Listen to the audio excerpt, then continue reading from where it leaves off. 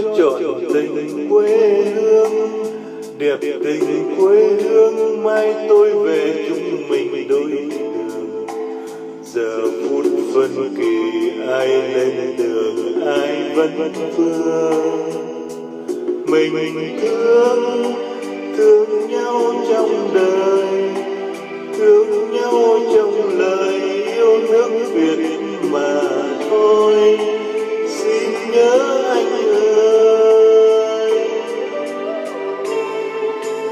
ơi, anh ra đi vì nghe lời buồn quê hương. Nhịp cầu yêu thương bao năm rồi vẫn còn đôi đường. Từ ra phố phường anh lên đường không vấn vương.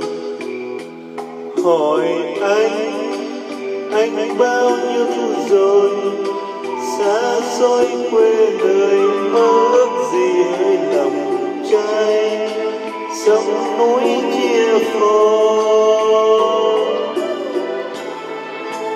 Anh ơi, trời Nam đâu khổ, nhà Việt Nam cách trở, mẹ Việt Nam nức nở.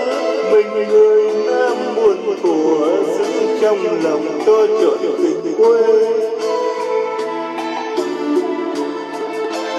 Bao nhiêu năm qua chinh chiến điêu tàn, đau xót vô vàn, tôi sống âm thầm không nói nên lời, nên viết bài ca tặng người.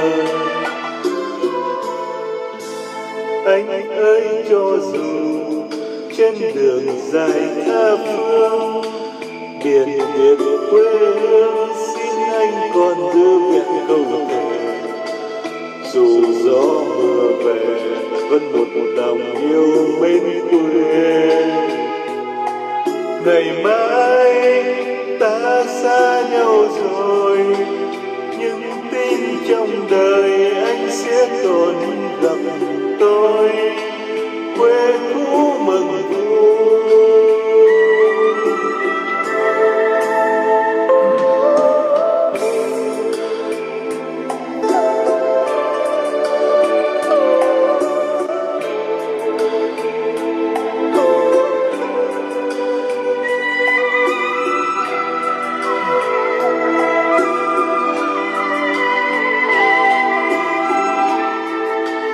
Anh ơi, trời Nam đâu khổ, nhà Việt Nam cách trở, mẹ Việt Nam nức nở.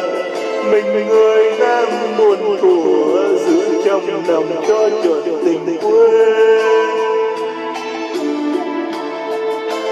Bao nhiêu năm qua chinh chiến điêu tàn, đau xót vô vàn, tôi sống âm thầm không nói nên lời, nên viết bài ca tặng người.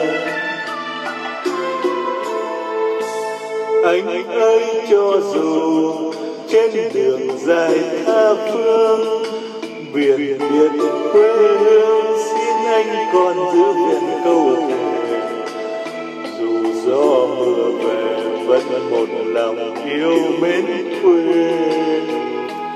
Ngày mai ta xa nhau rồi, nhưng tin trong đời anh sẽ còn gặp tôi. Quê cũ mừng vui. Ngày mai ta xa nhau rồi, nhưng tin trong đời anh sẽ còn gặp tôi. Quê cũ mừng vui. Ngày mai ta xa nhau rồi, nhưng tin trong đời anh sẽ còn gặp